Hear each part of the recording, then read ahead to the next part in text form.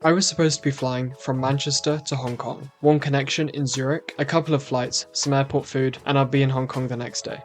Instead, I missed my connection, got kicked out of Zurich airport at 1 a.m, spent the night in a hotel I never planned to stay in, and somehow ended up flying to Asia on Singapore Airlines. So, here's the story of how a simple trip to Hong Kong turned into an accidental overnight stay in Switzerland. The trip actually started with an email from Swiss the day before my flight. Apparently, I'd been moved from my original seat to seat 6A. On this A220, that meant I was going to be in business class. I have no idea why, maybe someone at Swiss was feeling really generous. Either way, I wasn't going to complain.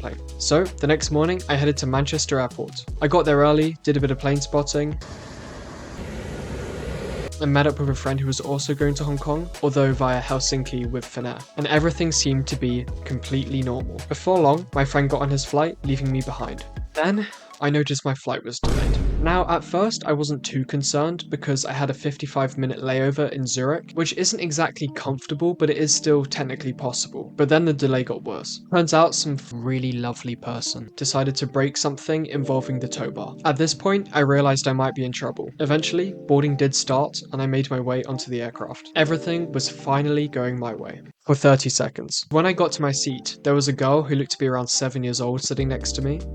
Where are her parents? I wondered. A few moments later, enter stage left, her mother arrived. Hi, I accidentally booked the wrong seat. Can you swap with me so I can sit next to my daughter? I could have just pretended that I don't know how to speak English, but I ended up saying sure, voluntarily trading my free upgrade for a middle seat in economy. Anyway, it's a 2-hour flight, so who cares? As we started our descent into Zurich, the cabin crew made an announcement. Passengers traveling to certain destinations had missed their onward flights. I already knew what was going to come next, and sure enough, Hong Kong was on the list. Fantastic. Slight issue though, my phone battery was hanging on for dear life. We landed at around midnight.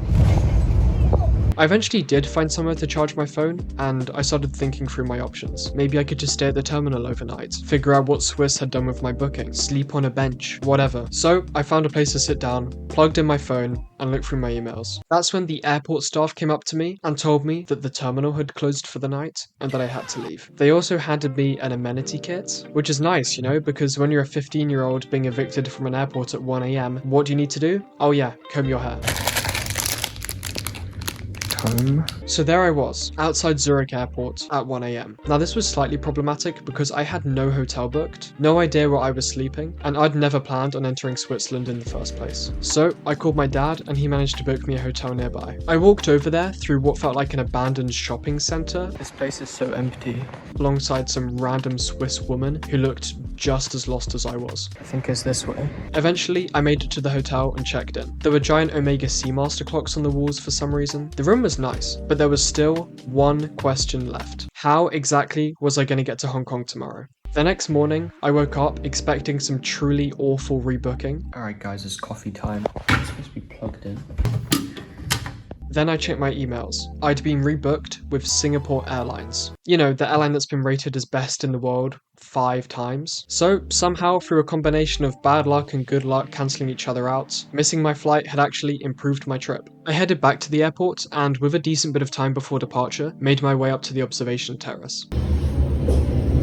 Now, this is one of the best parts of Zurich Airport. You've got fantastic views of the apron, aircraft taxiing past, and you're positioned right next to the fancy first class area, where people infinitely wealthier than me were presumably enjoying a much more relaxing experience. Meanwhile, I was just standing outside taking photos of aeroplanes. I was having a great time. I just have to make sure I don't miss my flight. It's over there.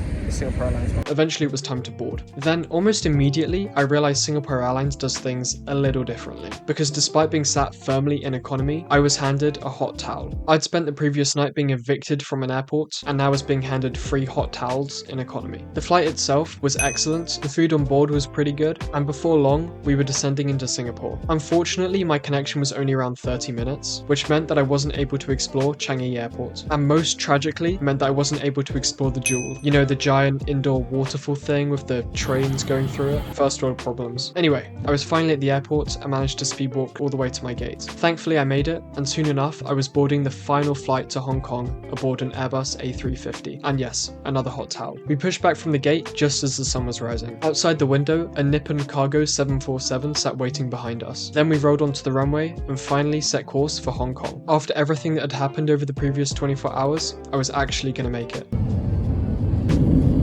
Before landing, the crew handed out these immigration forms. These forms contained what felt like a surprisingly aggressive list of things I was apparently forbidden from doing, like starting a company or getting a job. Apparently, Hong Kong authorities were very concerned that I might start a multinational corporation during my 1-week visit. A short while later, we touched down.